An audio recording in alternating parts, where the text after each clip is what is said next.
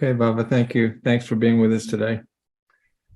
Baba, you had a retreat in India last week. Is there any, could you give us an elaboration on any one particular point that was special during that retreat? Yeah, the retreat was very nice. Everybody enjoyed. Seriously, all participated.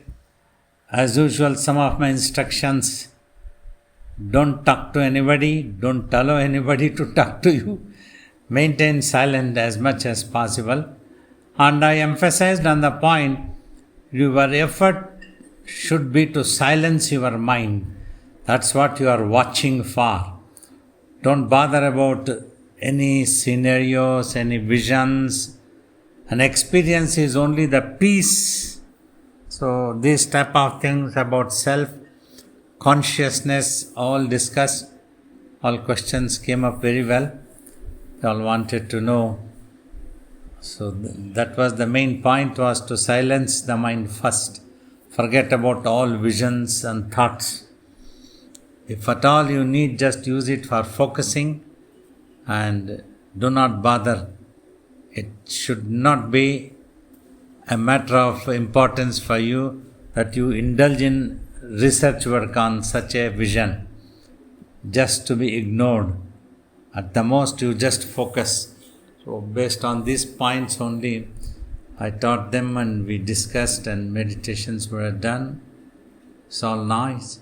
About 15 of them participated. Because of some short notice, everybody could not, some others could not plan and could not get flights, but some got a flight last moment.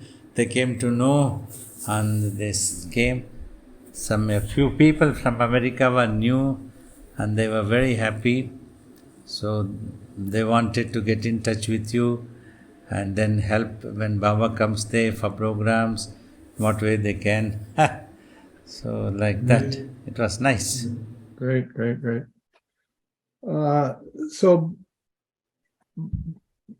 that is the whole essence of the teaching. Somehow, Baba, just discussing this, how the mind is just constantly generating thoughts, imaginations, you call them, ideas, concepts, images, and it's just nonstop,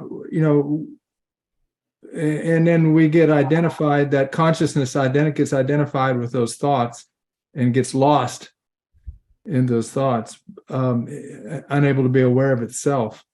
But it's hard to imagine how you can function without thoughts. You seem to indicate that there's not much need for a lot of thinking. Yeah, they're all coming out of simply habits, which is not necessary to execute a job. At that moment, you can think a short while, then get into action, mechanical action of the physical body. Then your mind becomes quiet. Once the job is done, if it is used to, it settles down again. It won't remain here with its flickering thoughts and visions. That ends. So that's what you can achieve through deeper meditations. One day in tapas also. So it will remain silent as a habit. So it has the ability to imagine. So you can think. So that is what happens. That's what the achievement is. So, but you won't get carried away. It won't be there all the time thinking and visualizing things which are not necessary. Means which are not necessary for your peace and happiness. That's what you are looking for. Without that also you can have peace. So once you understand, you become quiet. Yeah, it's true, Baba. Probably if we monitor our thoughts, there's probably 1 in 100 that is necessary. Definitely. Very true. Very true. Yeah. So watching is simply being aware without thinking. Yeah, that's what eventually you achieve. That's what has to happen. That's why watching is said. If you are watching, gradually your thinking all decreases and disappears, as if you never had any thought at all, and then you are there. So then your attention turns to yourself. So by that, you become aware of your real self. Also, simultaneously, you get supreme peace all the time, and all the chatterbox things all stops, and you enjoy. So the meditation is basically holding the mind still. And you say that if we can just hold the mind still, eventually it stops, it gives up, it stops thinking, and then you become aware of the watcher or Yes, that's what happens. And it just remains quiet, at peace. Means when it is quiet, it is at peace. So Baba, how much thinking do you do? Do you imagine, or do you think, or does it just all happen spontaneously without any? Yeah. When a question is asked, answer comes spontaneously. I don't have to imagine what should I answer now, how should I frame this answer. Such things doesn't happen. Perhaps by like at 23 years after my tapas, I have been traveling and answering the questions that has enabled me to answer spontaneously, not have to think. That's why even the beginning days and afterwards also, I have always told, to live in this world, you need only a little bit of mental energy. Like you was telling you, 1 in 100. One thought is enough, but you get involved into hundreds of thoughts. You just need $10 to live, have a meal, and you are going to spend $10,000. So all the 9,999 is waste unnecessarily. So just to live in this world, you need $10, that's enough. Like that. So to behave in this world, to teach or to communicating in this world, you need not 1% of the mental energy. The rest can simply rest. Thus, your load on the brain also decreases.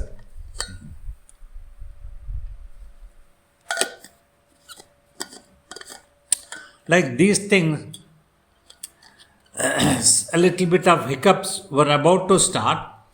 Hand went onto the water thermos and it sipped some water. This was a mechanical action. There was no thinking. I didn't think, oh, now I have hiccups, I need to have a water, and then I go for the water. So much of reactions doesn't happen. Spontaneously, simply we lift, take some water and keep it back. For all these things, all this time, mind is quiet, at peace. Beautiful. So Baba, you have a term about the eyeballs, watching through the eyes or the eyeballs. Does that just mean seeing with the eyes? Initially, in the beginning, you use the eyeballs because they are strongest of all the sensory organs. Like for example, if I tell a story or the same story, I picturize or dramatize and show it as a movie, that picture might enter and sit in the consciousness very strongly, more than listening to a talk or a story from the mouth of another person. So that is the strong. So if you fix the eyeballs, then it can withhold the mind. Gradually, eventually, the eyeballs simply remains there, but the consciousness or the minds as thoughts and visions decrease and come to an end, it gets withdrawn, introverted. It doesn't need the eyeballs anymore to look outside because it is no more looking outside. As it is becoming quiet, it will look outside only when it imagines. The imagination stops. It looks introverted inside. Inside, it will find only itself. So that's how it finds itself, the self. This happens when the mind becomes quiet. So that is what you have to achieve. So, Baba, it seems like the eyes are like cameras, the eyeballs, and they're for seeing things in the physical world. But then, then there's the mind's eye, which sees things in the mind. Exactly. Mind, as I told before also, mind is made up of consciousness and energy. Consciousness enables you to become aware of that thing wherever you are able to apply that consciousness. Now it needs to be applied to itself. As long as it is into imaginations, preoccupied, busy with its thoughts and visions, it is unable to pay that attention or become aware of itself. So that is why we have to stop the thoughts and visions and just achieve the silence. The mind becomes quiet, then its attention goes to itself or turns to itself automatically. So then you become aware of yourself. And once the self is discovered like that, once you go back and you realize what you really are, is the consciousness of existence, that can remain while you're having thoughts, though. Then the thoughts never overshadow that again. Yes, and just before the merger, as the merger keeps happening, still practically a little bit of separation is there.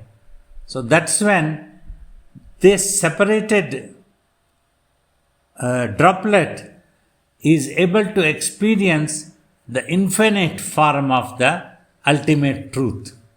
Once it merges, there is neither matter nor space like that. It all ends. But just before that, it experiences. So, that is the awesome. This is what the I is, from where the I is coming. Amazing what this could be. That question can arise because you cannot make out what it is. It is zero, it is absolute, is it there something or is there nothing? This is what the I is? That type of things arise before the actual samadhi occurs. So that is when you can make out, and only through this point only you are able to teach this point, give a clue to the student. But once merger happens, after that, there is nothing that you can give a clue. Simply that you being quiet itself is the clue to the student. You also become quiet.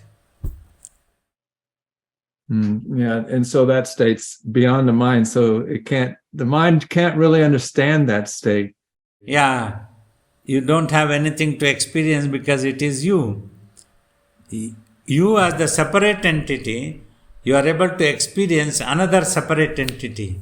So that is the amazing thing with oneself that happens as if it is two. So, Baba, that state just before the merger, that's that kind of the I am state, I call it. That you could have. That's that where you feel I am infinite, or I am the light, or I am the bliss, like that. Yeah, something like that you are able to make out when that duality is still there before the merger.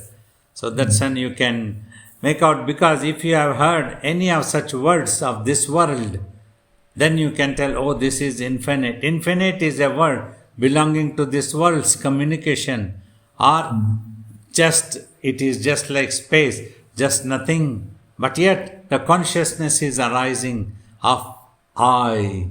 It is coming from there and I am here. So that's when you realize the I was a part of that supreme I only, not different an entity. It had simply become like a droplet. By an illusion only it realizes. All this can be made out only before merger. The merger, everything stops. And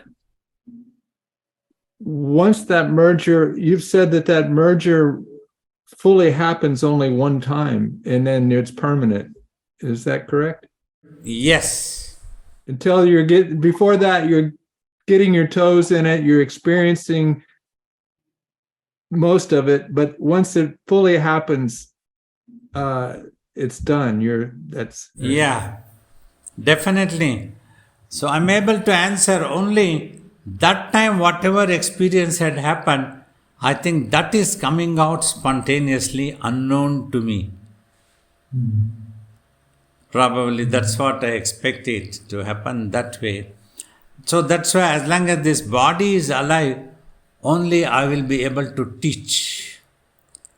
Once the body goes, total merger is there, simply no more rebirth. So nothing can be taught after that.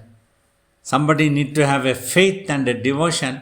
Simply they receive inspiration if that is there. For that's what we keep trying to teach. When this body is available, have faith and a devotion. That will take care of you. That will teach you everything. You get everything there. So that's what you have to achieve. You achieve silence. You achieve silence. Repeatedly, we have one mantra. You achieve the silence. Just watch.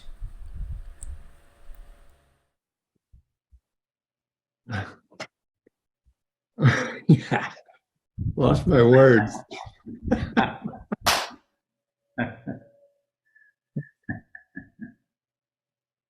It'll come back. Yeah, you have to take a long breath and imagine some question to come back. Otherwise, you are dumbfounded. It's done. So, Baba,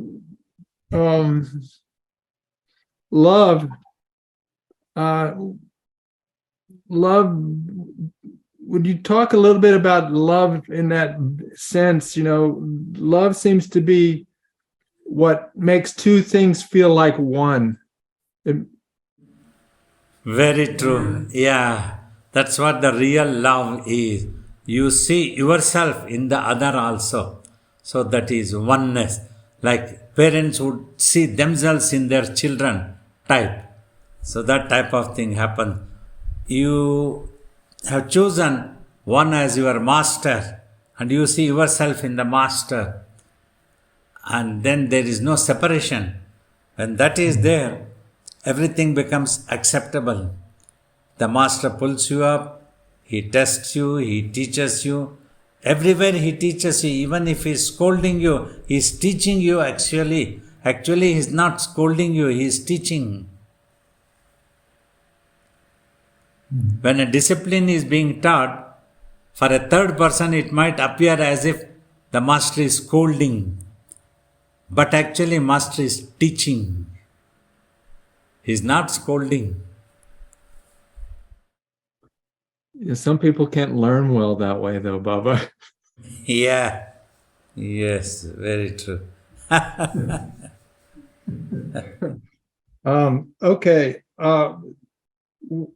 Baba, what is the difference between the watcher and the witness?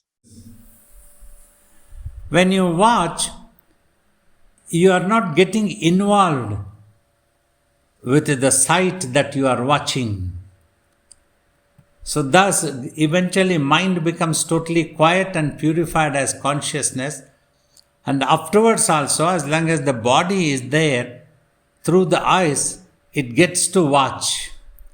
Like the universe, this world, or the body, surroundings, it gets to watch.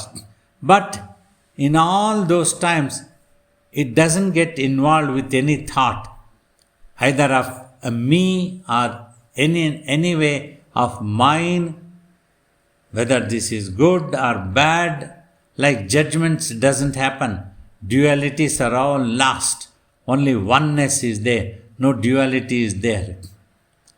Neither happiness nor unhappiness, they both lose its significance.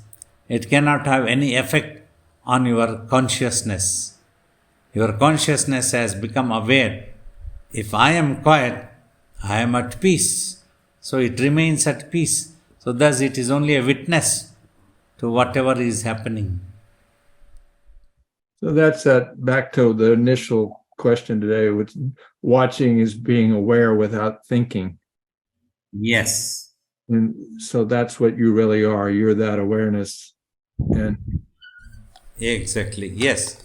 And for the watcher, does the I have to be there? Does there have to be some ego for there to be a watcher?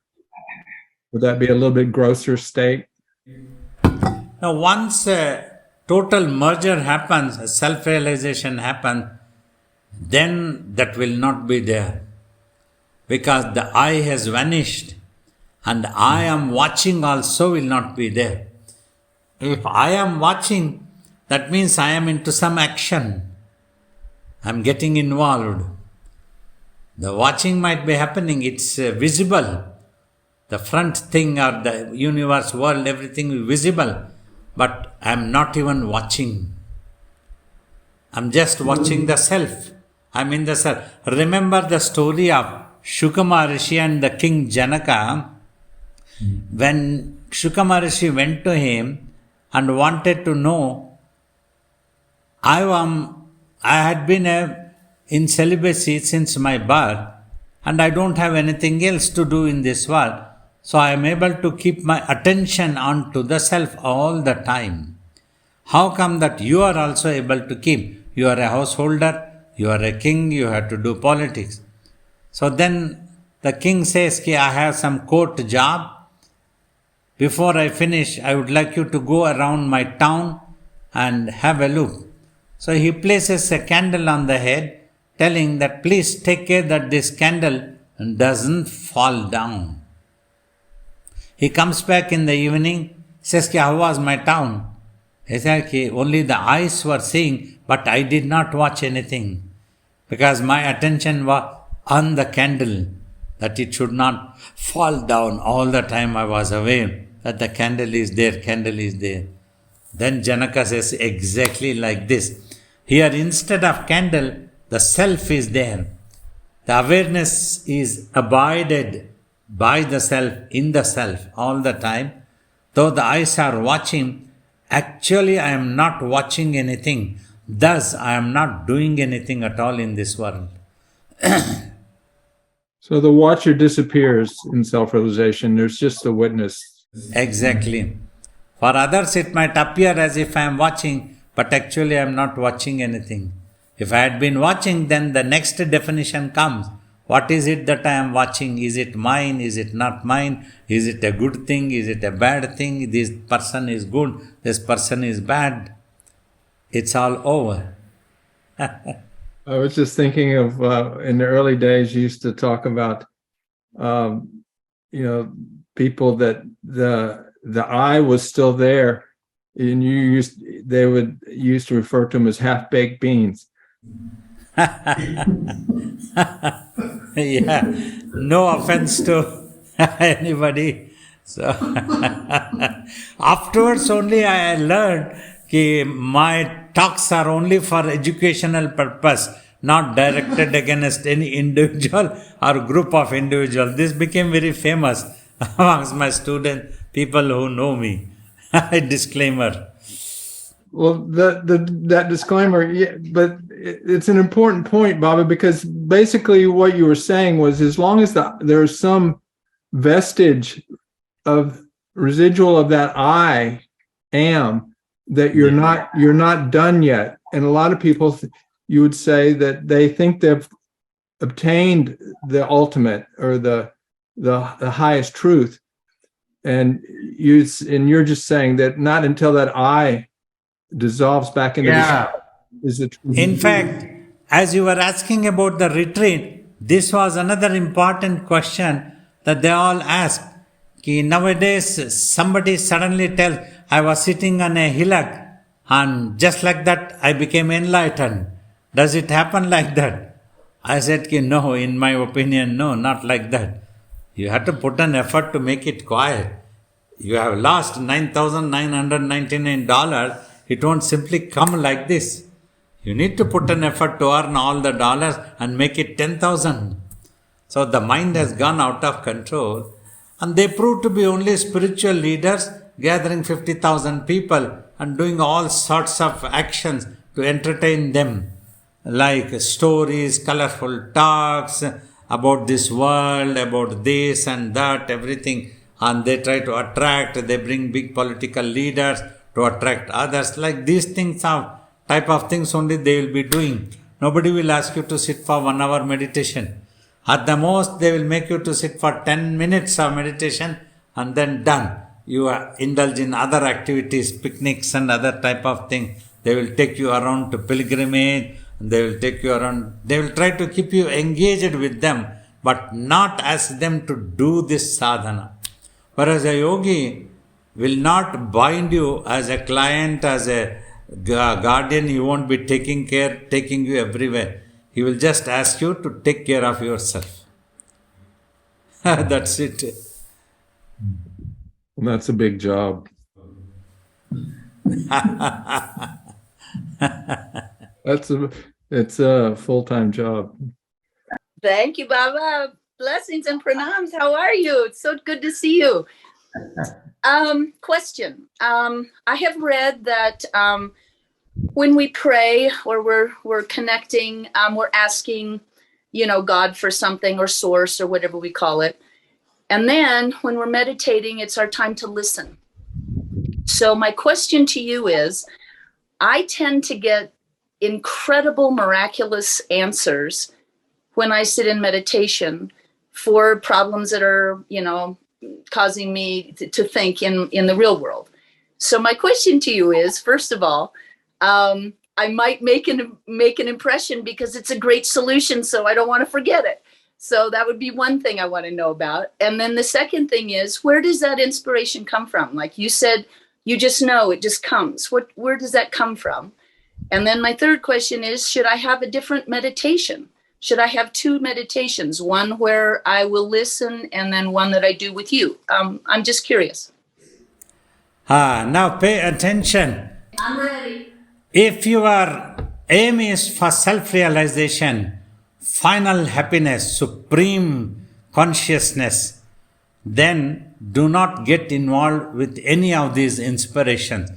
It is coming from the source, from the same source which has created a problem. It is the same thing which has created a problem, and a solution is also coming. Just like the director has created a villain, and he will create a hero also. So just allow it to happen automatically, but you don't get involved. Neither you have any problem, nor do you have to sort out any problem. You have to become quiet mentally, because that is being tested, tempted that you get carried away. Your attention is drawn to this problem and the problem getting solved. So they both are illusions which are created. So it will happen on its own, which you don't have to bother. Means, in other words, in the life, just take the things as it happens. Acceptance. So you don't start thinking, I have a problem, now I need a solution. And something comes, oh, this is miraculous, amazing. Don't get excited, don't get any worried, problematic. This is an advice more as a guru than like a father. So that's what the advice is. Then you just learn to silence yourself, keep quiet, and you are getting connected to that source. Okay. That means, instead of getting some chocolate from that source, you are realizing that you are that source. Then you don't need any chocolate at all. Right. Okay. Thank you, Baba. Namaste, pranams, Baba. I had a question about one of your posts from the His Master's Grace series, and I thought it ties in really well with what you and Agastya have been talking about today. I'll read it to you. It says, if you are not doing anything else mentally, then there is nothing else you have to do to abide in the self. And when I hear that, it doesn't sound complicated. It just sounds like I just should not do anything mentally. But I think for all of us, it seems to be. And I just wanted to get your thoughts on why it seems so complicated for us. You see, when you read it as a theory, it appears very simple. All that I have to do is I just become quiet. I just remain quiet. Then I am already there. But when you see your consciousness, it is not quiet. Sometimes when we have an illness, long ago when the diabetic was detected, doctor said, "Oh, I took it very simple. Oh, that's simple. I will control. I won't have anything." But things were not as easy as we had thought. So, because mind has acquired habits, it has become habitual not to remain quiet. So, your effort has to go on to remain quiet. Then you are there. You don't have, once you have become really quiet at all times, then there is nothing else for you to achieve. That is what you have to achieve. That's why it appears simple, but it is complicated. We have made it complicated. Thank you, Baba. The question today is, I have astigmatism, and I had different degrees of astigmatism in each eye. In the beginning, was very hard for me to be able to concentrate or try to focus my eye balls on my third eye, because one kind of felt like it was hurting me. Now, two things. One is that I got my eye checked and I have the same degree of astigmatism on both eyes. That I spent my whole life having different amounts. Second thing is that I began to kind of send my eyebrows to my third eye, or to the area of my third eye, right? And now I'm in doubt whether I'm actually having my eyeballs in the third eye. So is it normal, Baba? Is what I'm feeling the right thing, or? Yeah, this happens in meditation. So you don't have to bother about location. Anything that is visible when you close the eyes, you try to be more gentle, relax, take long inhale and exhale. That's why I try to tell, gently close your eyes. Then it remains composed. It composes the mind also. So then this thing will be taken care. It will go away on its own. You will feel the peace and just existence. That's what you have to experience. Otherwise, it can spin, or it can give some hard times and some headaches, or any such thing can happen. So that's why you have to take care of that, and then it will be all right. It happens. Happening is normal. It is not such thing. But if you just take care of the simple thing, just relax. Don't be in a rush. Don't get agitated also. Then it is taken care. It will be all right. Thank you, Baba. Pranams, Babaji. So in understanding Baba's teaching that something that has come into existence and goes out of existence has no truth in it, and it has no existence value in it because it's temporary. And it occurred to me that how can this happen? And it seems in my thinking, and please correct me if I'm right or wrong, it seems like time is the culprit. The imagination of the illusion or the notion of time, when we apply it to an object or a character, believing it to come into existence or going out of existence, that's the problem. And if we can lose the notion of an object or character coming into existence or going out of existence, all those objects or characters can regain their existence value without bothering whether the object is an unmanifest potency of the mind or whether it's manifest, not even bothering one way or the other, that they any object, any character can be seen in the same light as a conscious awareness of eternal existence, all pervaded. So now we have objects, they can be there, they cannot be there. We have a full space, we have an empty space, no matter. It's neither full nor empty. Is this the truth, that the space is neither full nor empty at any period?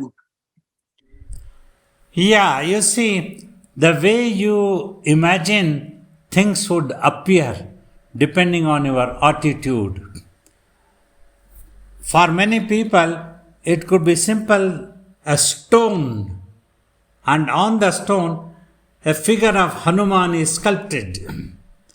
But when that stone is installed with invocation to the divinity that is all pervaded as an infinite, one single self that exists, it is invoked to remain manifested in that stone sculpting also. Let this stone and the sculpting disappear and only you are visible. Give us so much of devotion. Like that, the mantras are all chanted and prayed when installation happens. So see, for many others it could be simply a stone. For many others it could be a sculpting on the stone. For those who have faith and devotion, it is divinity who is there. Acha, nobody knows what the truth is. Those people have to have faith. It is the divine Hanuman who is there. But nobody knows how Hanuman will be now when the physical body is gone. And if he has to manifest, how it is. Yet, they develop such faith, such belief.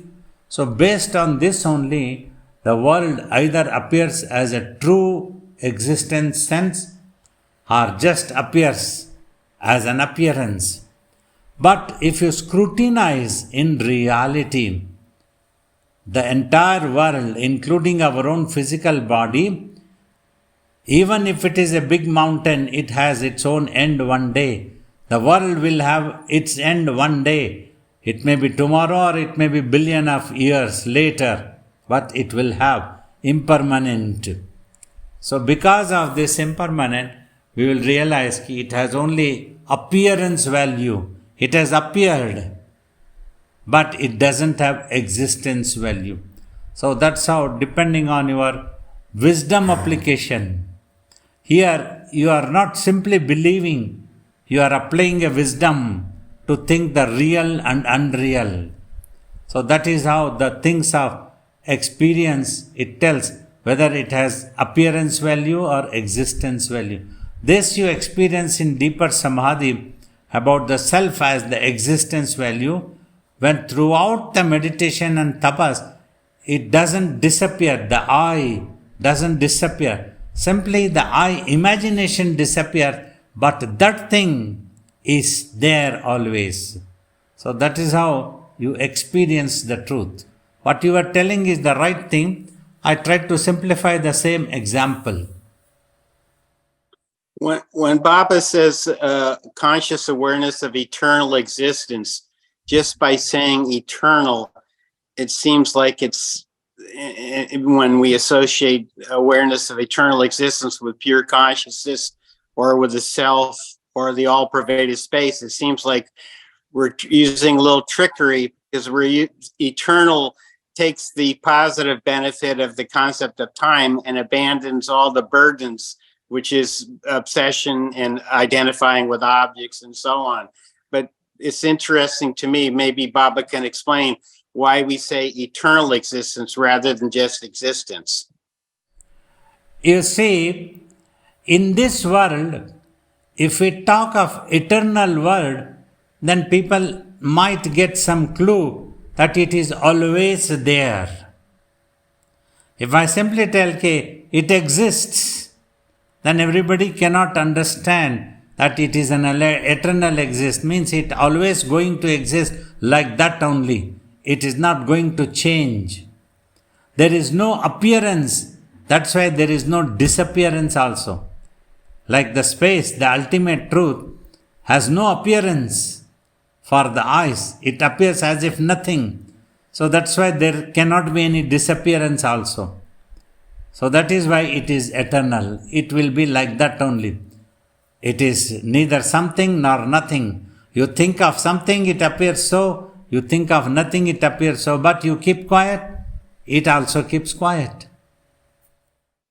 But the playfulness of the divinity gives rise to an imagination of a world appearance. And why is that? And the spark of eternal conscious awareness existence, if you will, it comes out and loses awareness of itself. And See, then you answered in your question. You said the playfulness of the divine makes it appear. That is all. That is the answer. Playfulness of the divine. That's it. So then, if the divine is quiet, everything is quiet. so both playfulness and quiet can coexist, no problem. Yeah, that's what the theory of Lord Shiva dancing, Shiva Tandav, that is the concept that has been explained. When your mind becomes active, it dances, it becomes playful, then it creates. When it gets troubled by its own imagination, then it wants to get rid of that. Because the moment it imagines, it comes out of the absolute. Absolute remains intact always. But going back to my original question, it seems that an object or a character, as long as it's not identified as the ultimate truth, it can have some existence value as long as it's just observed rather than putting a belief into it. Yeah, you just watch. You don't try to think what it is because you will end up imagining. That's why, remember, I have told in the entire universe, in whichever subject, all terminologies are used to explain, but nothing is really conclusive. Whatever they imagine, the things appear like that, and that type of terminologies have come into existence. One might like to call it as the divinity, depending on the cultural background or the language that prevail. For the same thing, another might simply like to call absolute. Both are equally same. So it's beyond all attributions. That's what it is said, that's why. Got it? Got it. Thank you. Pranams, Babaji. In our day-to-day living, we see so many things which are purely observational, such as we may watch a tree or a bird or a wall, and these types of observations or what we see would not have a emotional aspect. They're purely observational. But those observations are things that there is a emotional involvement, such as any turbulence or agitation. So are those the ones that stick and form an impression? And to live a life free of those types of karma, we just have to be like a witness. In whichever way you have made a judgment, that will get absorbed in that way only. See, as you are talking, a tree or a bird, they may not create emotions much. That is what your impression, your imagination. And thus you have judged.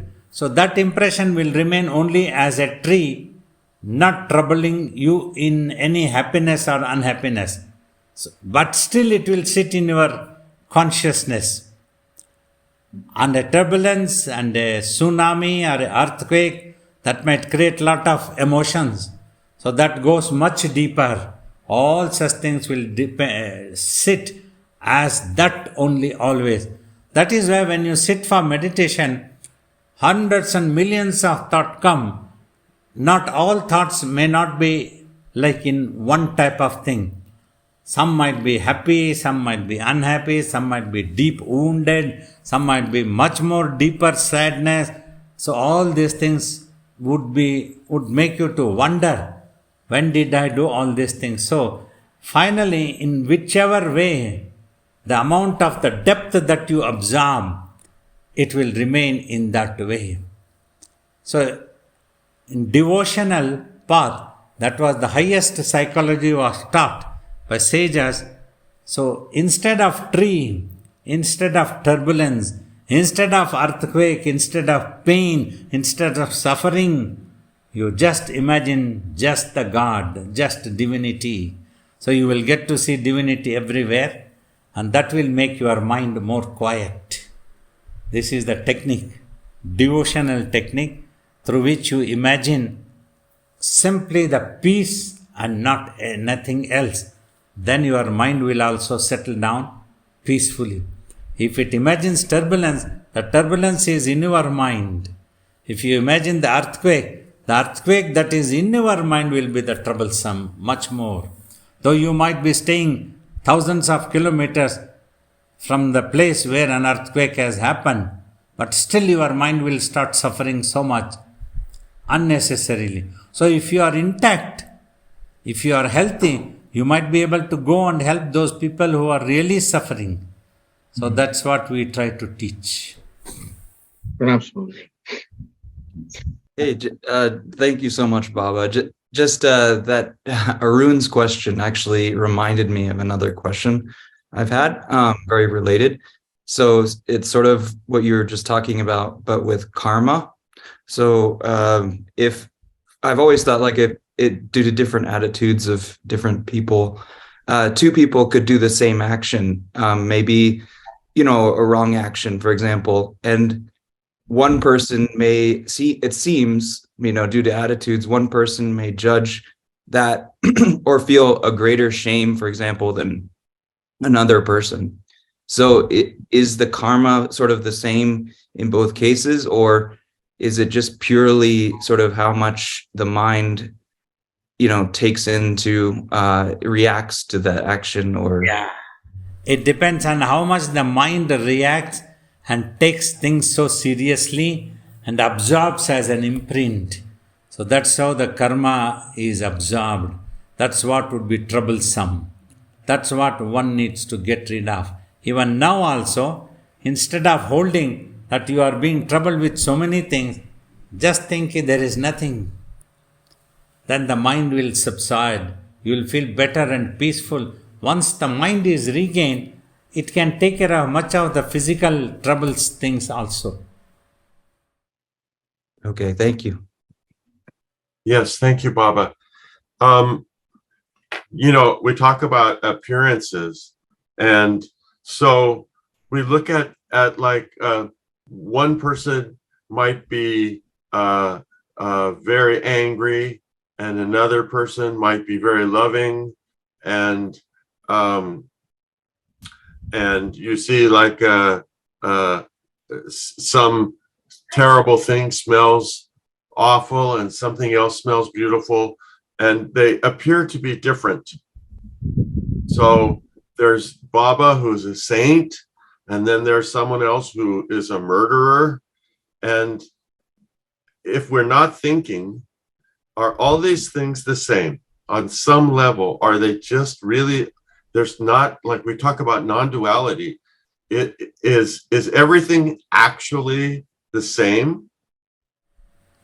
If the mind is quiet, it is pure consciousness, then such a person would not be selfish, narrow-minded, and harm the other unnecessarily. Even like a yogi, when he has achieved total quietness of the consciousness, even if he scolds somebody, he'll be doing a benefit to that person so that he doesn't get any karmas. So such is the purity of mind. If the purity of consciousness is there, such a person would not indulge in robberies or in murdering or any such thing. He won't be able to think The thinking only induces you into an action. That is important.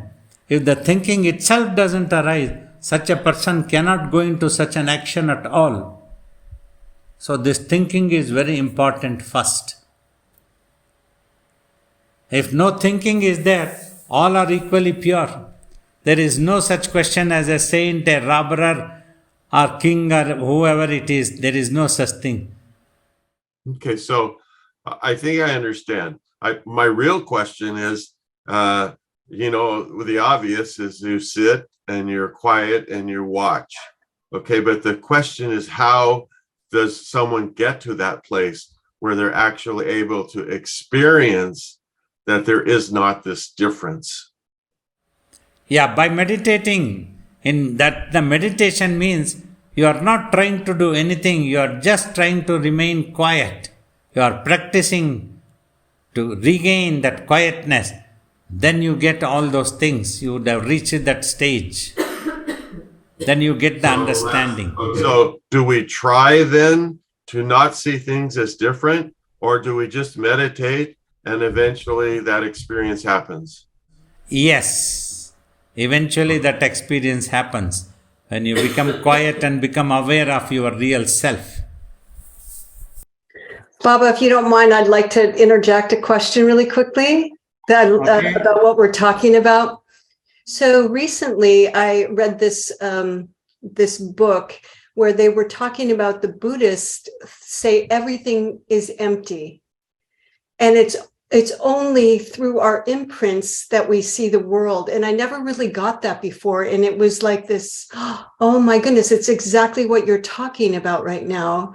So what they're saying is, from our imprints, we actually create the world. Exactly. The way we see it. Exactly. So, finally, when we go for self-realization, that emptiness also disappears. It is neither something nor nothing. That's what we keep telling. Because emptiness comes in this world as a void. I repeatedly keep telling, it is neither void nor full. Depending on your attitude, it appears as a full or it can appear as a void, nothing, emptiness. So, but what they're saying, and I am so grateful for the highest pitch of truth that you're sharing, but we're still in the world. And so I'm going to formulate this question. What they share is at least see the bad imprints that you have and create good imprints of giving, of concentration. They talk about concentration. They talk about integrity. And then that will shape your world. You'll start experiencing the manifest in a different way. And so I guess I do see I see the benefit, how you've shared, you have positive thoughts to shape a better reality, right? So as we're living in our world, and I think Alex and maybe Ryan, and Arun, I think we're all kind of circling around the same question. We see the bad imprints or imaginations, at least we replace them with good ones, and we start seeing the world differently. How does this fit? So can we do that and also hold true with meditation and silence and go for the ultimate? That can coexist, right? Yeah, it can coexist. Like some of the examples I will give, I have been talking in my talks several years. One is where I am staying in the ashram of my guru, that was attacked and troubled. We had to defend. Each other became opponents. In that, if you take a neutral stand, who is good, who is bad, that is another thing. But by action, one was definitely bad. Bad was, he first attacked the other. He wanted to usurp others' land. But we defended. We could not have kept quiet. We had to defend our ashram's land because that was an institute for public utility. While doing so, I needed to take care of my mind, that the mind itself does not become corrupted. I should not lose my self-awareness, my self-realized thing. So, in personality, there was no hatred, there was no dislike. Simply we are defending a larger cause so that people can come and sit peacefully, meditate and learn spiritual truths. That's why we were trying to be faithful to our Guru. So all action was going on, but mentally I was not absorbing anything. The same thing is explained in the 6 enemies of human mind, like extreme greed, extreme anger, all these things that I have explained. While being in this world, try to take care of your mind does not become victim of any one of these. Then that can corrupt the mind. That can be disastrous to your mind. When your mind troubles means you as the consciousness will get troubled. So in all the episodes of defending our ashram in Dehradun, I was never troubled. I knew just I am doing the duty. I have nothing against the other person. We were very good friends. We admired him. But simply because he attacked the institute, so we had to defend the institute. So that was all we were doing all the time. So thus the mind remains uncorrupted, purified state. That's what Buddhism thinks, if the mind can remain empty. Sometimes I try to reach this point.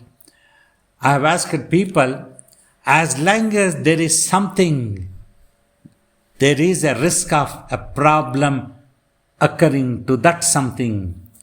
If that is just nothing, if nothing exists, there is no question of any trouble, any problem ever arising at all. Think this point. If you want, I will repeat. If there is something, there is always a risk problem. Somebody might snatch this, or somebody might drop and this can break. Now I don't have anything at all in my hand. So there is no risk of somebody snatching from my hand. There is no risk of somebody breaking that from my hand. In the same way, when you reach the top of self-realization, you go to that level where is neither something nor nothing. Just for sake of teaching, Buddha would have used emptiness. Even if it is emptiness also, I am happy. If I do not exist at all, also no problem. I am very happy because I have realized if I exist, only problems occur to me. If I am not there, there is no problem at all. So this is the highest truth, even if that is the thing. However, if want to see that we need to exist, if that is the insecurity, then we realize in this, when you self-realize, you exist, but you don't need anything for your existence. That emptiness. So all these are the emptiness. Simply we fill when we imagine either of a good or a bad. So that also in this world, as you told, you are all in this world. You need something. You cannot simply imagine of that level. For that only we tell, if you are more positive in your thinking, you can be shaping a better positive destiny for yourself. If you are negative, you can be shaping a negative destiny for yourself. You are your best friend, you can become your worst enemy, beware. So simply that's what you have to do in this world. As long as you need to think of good things. You think about me as your father, you will feel very pleasurable thought. You think that, oh, this old man is an enemy of me. So then you will be troubled. I have nothing to gain or lose. Well, as we become quiet, there definitely is a more trust that whatever's coming, I see it's coming from the divine consciousness, and I trust and I move forward and just respond.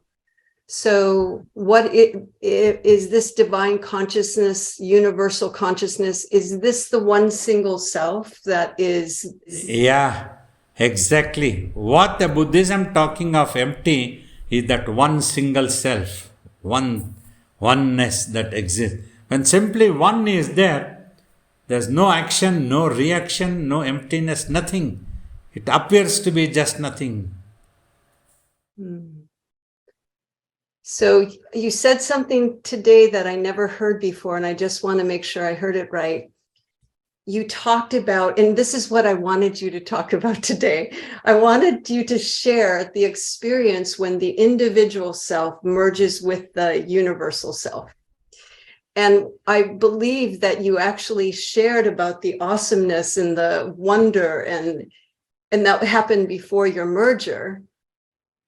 But then you said that now you share it just like it shares, you never go back there. So as the one with the absolute, you don't go back into universal consciousness. We're all trying to get to that place of universal consciousness. Is that correct? Yeah, exactly. So that's why I try to give a clue if any interested person is there to know. And then I also advise not to remain with that clue too long. Plan to merger, become quiet. Give it up also. So one more question. Like you've talked about people think of Shiva, and I used to think of Shiva or Hanuman. For a while now, I've been just referring to the Universal Father or the Divine Mother as that symbol. Exactly. But I guess I'm imagining that they are within universal consciousness, like Annie was saying. And sometimes I start my meditation, Universal Father, Divine Mother, Beloved, I am presence.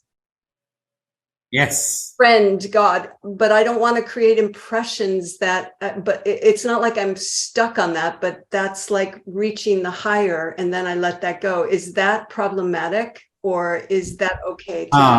It's necessary that you shall not stuck into any such form, because that's why we also tell Shiva means your existence in total thoughtlessness state. And that is empty. That is Shiva. Just like I have also explained, when this body dies, we call it as Shava. Means it is inert now, it won't move, it won't spin in any way. But Shiva appears to be just nothing, but it is absolute. Thank you, Baba. Jai Baba, Ram Ram. Baba, I must have read 100 books on Advaita and Buddhist non-duality and Dzogchen. I'm a librarian. I read so many book texts on spirituality, from biographies to deep philosophical texts. But my question is, I make my living, I paint deities. That's how I make my money to survive in this world. So I'm spending my time, my work time, I'm creating forms. And it's always a question for me, you know, I try to do, as much as possible, I try to do a mantra for whatever, like I'm painting a picture of Adnishvara, I do a Shiva mantra or a Shakti mantra. If I'm painting an image of Hanuman, I'm trying to do some Hanuman Chalisas, some Hanuman mantra, and I'm just going on like that and not worrying too much about any of this. What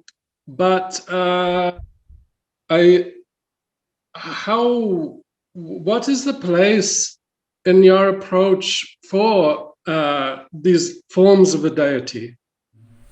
These forms help you to make your mind single pointed.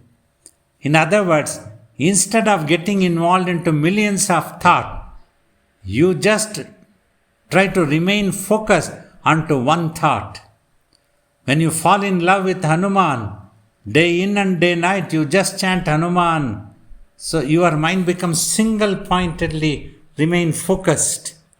In due course of time, when you are able to do more meditation and tapas, and by the same Hanuman, which is the form of the divinity, the grace, he takes out the poison of this duality and gives you the experience of the non-duality, the oneness. It will happen in due course of time, but seeing your temperament for a while, just continue with whatever you are doing. That is helpful. Okay. But if I'm skipping, say I'm painting Hanuman for 6 months, I'm doing Hanuman mantra, then I get a commission, someone is wanting an image of Ardhanishvara right now I'm doing for somebody. So I'm doing Shiva mantra or Devi mantra, but I'm skipping, because I feel like I have to create some kind of relationship with this object I'm creating to imbibe it with something, whatever I have. Only a deeper meditation practice and eventual tapas can eliminate all impressions that are in your consciousness. After that, if you paint, if you doesn't paint, it won't matter. See, after tapas, we experience the enlightenment, Atma Sakshatkar. But by a childhood habit as a prarabdha and to inspire others, we do some chants, we do some singing, and we do offer some water on the Shivalingam. Like it would appear for anybody, oh, Baba is also simply offering worship. But no imprint is carried on to my consciousness. I am fully aware this is only symbolic of the all-pervaded, that ultimate one single self, which is beyond any identity. It is neither God nor not God. It is neither something nor nothing. Like that, my mind does not observe any imprints. Mechanically, it does everything. I pour water on Shivalingam. I chant Shiva Stotra and I sing about Shiva. But I'm watching 20 years. So nothing has been absorbed. It doesn't sit into the mind. It simply gets erased. I don't fall in love with the form only anymore. Others might enjoy if they watch me doing these exercises. Others do enjoy. They feel inspired. Jai Baba. It will come one day. Keep meditating, keep painting, keep meditating, keep painting, keep meditating, keep painting. You will see the meditation will enable your mind to make it disappear. The painting in the hand you will do, but in the mind it will disappear. Thank you, Baba. Wonderful, Agastya. I think we have come to an end. And lovely, very beautiful questions. You gave a pickup to others to ask such questions. I deeply appreciate all your participation.